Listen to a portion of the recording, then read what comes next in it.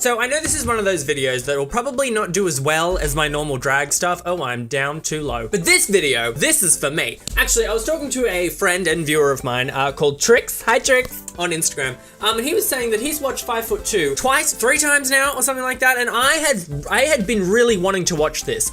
And I finally got around to watching it. And this video is for me because I've watched this and now I want to just like recap it and talk about it because I found it very inspiring. So without any further ado, let's get into it. Actually, just a little further ado. If you don't know who I am, my name is Liam.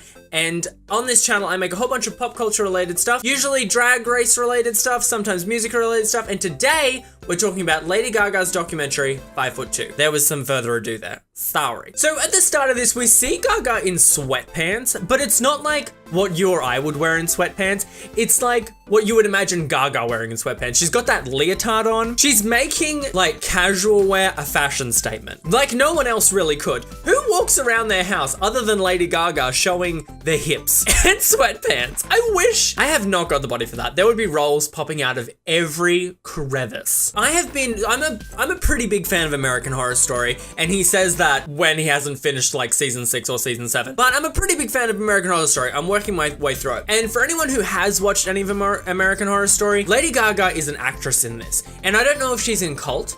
I'm hoping she is, but she is in season 6 and season 7. She hasn't got a humongous role in season 7, but in season 6, she has a huge role. And I cannot stress to you how shocked I was at, I mean, I shouldn't have been shocked, but how amazed I am at how good Lady Gaga is as an actress. And when she mentioned in this documentary that she was going to be in a movie, starring in a movie by Bradley Cooper, I like to think of myself as not a massive fangirl, but he says, as he's on a channel that's completely dedicated to pop culture. I genuinely felt so excited when she said she was going to be starring in a movie because she is a really good actress. I would recommend, like with American Horror Story, you don't need to watch all of American Horror Story, all the seasons. Like, you don't have to start at season 1. I would just recommend, if you would like to see Lady Gaga as an actress, go watch Hotel because she plays a really good character. Actually, go watch Coven as well because that's really good. Anyway, I have a history with not being very good at dating. I actually don't date, period. It's not a regular part of my life. I'll just say that. But Gaga was kind of having this moment where she's talking about like dating and boys and things and what she's learnt as now a 30-year-old woman. And the statement that she said where she felt like before she had hit 30 that what she was by herself wasn't good enough. There's a whole lot of different things inside of this documentary that really, it was inspiring as like not only somebody who like is in a relatively entertainment business, just as like a business mind. This is a really inspiring documentary. In relationships, emotionally, businessly. So there's this video online where we see her playing Million Reasons inside of the studio that they actually recorded Million Reasons. And in this documentary, we actually got to be inside of that studio. And I remember thinking when I was listening to A Million Reasons, like that video where they were in the studio was full of all of these old pianos and she's sitting there playing and making the music. This place looks like heaven. Oh, and by the way, did you see all of like the Pokemon paraphernalia? Is Gaga a Pokemon fan? She had all these cute things. It was either her or like the producer that was in there that was a Pokemon fan. But I learned something new, that Lady Gaga knows Pokemon exists. Also, I want to say while I'm doing this that I don't want any of my videos ever to come off like I am someone who is in a spot where I know what I'm talking about or in a position where I should be judging someone's life. I just want to make this video as someone who is reacting and reviewing something that he's just watched and he wants to talk about it with a friend. And I don't want to be judging anything that Lady Gaga has said or anything that she's allowed us to be part of her life, because this documentary is something that she has chosen us to be a part of. And I just want to kind of give my commentary and my thoughts on it. And I don't want to seem like I'm judging her life in any way, because there's a couple points here that I want to touch on, which one of those things is this Madonna thing. And this is why I'm saying this, because she was saying how Madonna had gone onto camera and had said a bunch of things about Lady Gaga, but she hadn't actually gone and said it directly to Gaga's face. And this is the only part of the documentary that I kind of like stepped back a bit and thought, Gaga, you're doing like the same thing. It was very meta because it was almost like that was put into the documentary as a message directly to Madonna, because she was saying like, I can't believe that she would do that, and I would just want her to come to my face and tell me that she has a problem. But at the same time, Gaga was almost telling Madonna that she had a problem with her because she did that, but Lady Gaga was doing exactly the same thing. Did that make any sense? Did you follow that? Do you know what I mean? Like, she didn't just go to Madonna and say, hey, if you have a problem with me, why don't you just say it to my face? Maybe she can't get very close to Madonna. There might be a restraining order out. I don't know. I don't think so. Why would they be? She hasn't done anything wrong. But it was just very meta, and I don't want to be judging anything in that sense, but that just made me think, like, aren't you doing the same thing? So there was this part where we actually saw Gaga getting into the witch makeup that she was on season 7, which I'm just gonna say season 7 of American Horror Story because I'm having a really hard time saying the word. It starts with an R, never mind. But she's in that and she's a witch. It's a much smaller role, but we are like behind the scenes of her going onto that season and acting. And I was so excited because, okay, wait, I had a couple emotions about this part. Because, so when she was on Hotel, I thought she was a really amazing actress. She was a really amazing actress on 7. I'm only halfway through it, so I haven't seen all of it yet. I felt like she had come back on season 7 because she really enjoyed being an actress and she really enjoyed the experience, being a part of it. But there was a moment in this documentary where she had a little bit of a meltdown because things weren't quite organized. And as someone who, okay, I don't want to seem like I know everything about production or anything like that because that is not the case. But I have worked on a couple of live action shoots before, and I've actually been in a position where I have been someone who's organizing a lot of these things. I like to think that I knew that I had everything organized quite well, but in some cases when you're on those shoots, things happen that you cannot like predict. And sometimes it's people that are paying everyone that says, I want everything changed, and then it whittles down to the actors, and the actors get pissed, and then that goes back on you, and it was a whole thing. And when I was watching Gaga, like, saying to someone who was probably in my position when I've worked on live action shoots, kind of saying, I need things to be organized, I need things to be this way, and then that poor person going, I am so sorry, I don't know what to do, I'm trying to make you happy, and I'm trying to make them happy, I don't know what, but I really felt for them. I could see the frustration of her face, and I know exactly what she was complaining about, and I know why she was complaining about it. But I couldn't help but think, like, I remember being in that position and being so stressed. I don't know if I could, like, really put myself in her position because she's Gaga. She's doing an album. She hasn't done any sleep. She hasn't done any of that. But it was really interesting to see her react in that way. I don't know what I'm trying to say from this. I just felt very, like, okay, so the point I want to make out of all of that ramble, and I don't know how much I kept of that, so this might seem a bit weird right now, but what I want to say about that was I was a little bit disappointed that she wasn't having a good time on set. But at the same time, I don't blame any of like the management system that was happening on American Horror Story. I blame like the writers, okay? Or whoever made the decision to change her accent or whatever the situation was going on. I blame that person. But I was upset that Gaga wasn't having a good time on set because I want her to be in more American Horror Story seasons. And it was kind of making me a little bit rattled that maybe because of that experience that she was having, she wouldn't want to be on there again.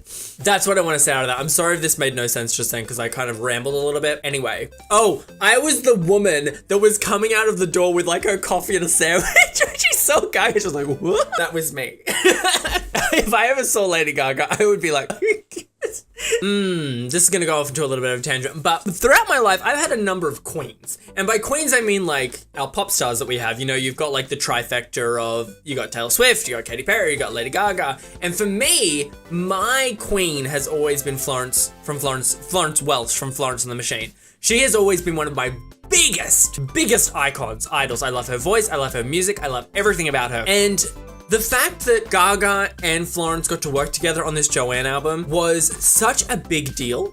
And I got to see it in the documentary. I was so excited, but you know what? I gotta be honest. And Joanne is such a good album in my opinion, and it's an album that I'm gonna go back to many times in my life. I've got a lot of Florence's albums that I go back to a lot in my life. I got a lot of Green Day, I got a lot of punk stuff that I go back to, but Joanne is one of those ones that I'm gonna put on again. I got a lot of Killer stuff. I got a lot of stuff that I just go back to. Joanne's gonna be one of those. But I love Hey Girl. I love all the songs on Joanne, but there was something about Hey Girl that it's just, I'm so upset that this is like a thing. And I'm really trying to choose my words when I say this, because I don't want it to seem like I am in any position to be judging music, because I can't make good music. I can't write music. I can't do anything like that. So I'm not in a position to say if a song is good or bad. But for my personal taste, and I'm so shocked that it didn't, Hey Girl was just, it isn't my favorite song on the album. It's not, none of it is the worst out. No, I love all of the songs, but Hey Girl, it just wasn't, I wish it was my favorite, is what I want to say. But there's something about it that I just don't love. Anyway, I totally got off on all of the wrong ways just then. It was really nice to learn a bit more about Joanne in this documentary. So we got to know a little bit more about Joanne's past. I knew a little bit about Joanne. Like, I read a little bit about her, and I also felt like I was learning and understanding her story as I was listening to the album as well. In this documentary, I really felt like we got to learn the story. Oh, I'm so sorry, the coffee's coming back and attacking me. I feel like we really got to learn a lot more about Joanne in a way that I didn't read online. I also didn't know she died as young as she did. So I really felt educated by watching this through Joanne. And it was also, so I learned how to play Joanne on the piano, and I feel like I really read those lyrics and I understand them. But it was wonderful to see like the grandmother and her father and everyone reacting to that. I didn't really have much of a point to that, other than the fact that I just wanted to say that I thought that was really nice to see. That's all. There was also a poem that Lady Gaga pulled out that Joanne had written, and it was about masks and that kind of thing. I'm so shocked that that didn't get into a song. I really tried to think hard if that was in any of the songs. I don't think it was, and I'm so surprised that it wasn't, and I hope that poem, I'm so sorry, sneaks in to a song in the future, because I could see Gaga working with that. I just bumped the mic again, didn't I? I've already gone off on a spiel about Joanne, the album, but one other thing I want to say is that, like, after watching the grandparents, the grandmother dealing with the song and hearing everything, I feel like this album, perhaps it didn't do as good as, like, say, Born This Way. But I feel like an album like this for an artist to release and produce, it doesn't matter if it does very well, because it is a personal piece of art. You know, like, it's a piece that it doesn't matter if not a lot of people listen to it. It doesn't matter if people don't love it, which they did. I don't know if it, like, was humongous, but I know it was a big album. But it doesn't matter, because it means something, and it's out into the world, and it's important to you as an artist. And that's all I wanted to say about that. I'm having a lot of, like, just opinions in this and no points to anything. I'm sorry, but I hope you're enjoying this little chat anyway. So a big part of this documentary is about, like, Gaga's body and how much pain she's in. This whole hip situation is shocking to me. And also the fact that she had to cancel, I mean, recently she had to cancel some show dates, which I was shocked at. The fact that Lady Gaga would ever cancel anything. It's got to be really bad for Gaga not to get up on stage. I mean, you could see that in the documentary. Performing is her life. If she's going to cancel a show, it's because she can't move. So this hip is a really big deal. But at the same time, she pushes herself to the limit. I mean, like, the whole documentary, we're seeing how in pain she is. And then when she's going to make the video clip in the middle of the desert, she's rolling around on the floor. And it's just like, girl, stop throwing yourself on the ground. You're going to break something at the age of 30. Again, just a point there, no, like, end of that. I'm just like, stop throwing yourself to the earth, honey. So there was this woman, okay, you know when we see, like, Gaga, there's this montage of Gaga being, like, pounced on by paparazzi for the whole period of time, which is terrifying, by the way. But there's this one girl in there that said, like, "Mommy, can you sign this?" Which is terrifying, by the way. But she's saying, "Mommy, mommy," and then she gets in the car, Gaga rides away, and then she gets to the place she's going to, and there's the f***ing girl saying, "Mommy." How did she get there before Gaga got there? How did she know she was getting it? That is some scary shit. So one of the funniest things was when they were in Walmart and she was, like, putting all of the albums on the shelf because they weren't in the news release, which, by the way, what kind of Walmart hasn't got a new Lady Gaga album, like, front and center? I love how he's like, "Don't film me." And then as soon as you find out that it's Lady Gaga, he's like, "Hi, I love you. Welcome to Walmart. We're on 5th Street Avenue. It's like, oh, now you're her best friend, honey. I got your number. That's the last thing I really want to say about this documentary, because I think I've been going for a while now. The rest of it is really quite Super Bowl-y, and that's an amazing performance, by the way. But so I've watched a couple documentaries in the past from stars. One of them that I remember was Katy Perry. Katy Perry, for the longest time, was Katy Perry was like my queen, and then it went Lady Gaga, and then it went, actually Florence was always kind of over the side there. She was like by herself. Anyway, Katy Perry for me over the last like 4 or 5 years has definitely dropped down for reasons that I think we all know. She's got to like get her shit together. But this is not the Katy Perry situation, because I could go on a rant for that for a long time. But I think for me, Lady Gaga in the most recent years, especially with this Joanne album, I think a lot of people, in some cases, people have gone away from Lady Gaga because of the Joanne album. But for me, the Joanne album has made me go closer to her. For me, she's stabilized as someone who is inspirational, as a businesswoman, as someone who fights for her dreams and what she wants and like giving it all to like achieve her dreams. That is very inspirational. Her music is incredible, and it's heartfelt, and it's diverse. And by diverse, I mean she's not like a one-trick pony. Like, she can do it all, and she has an amazing voice. And for me, this documentary is not...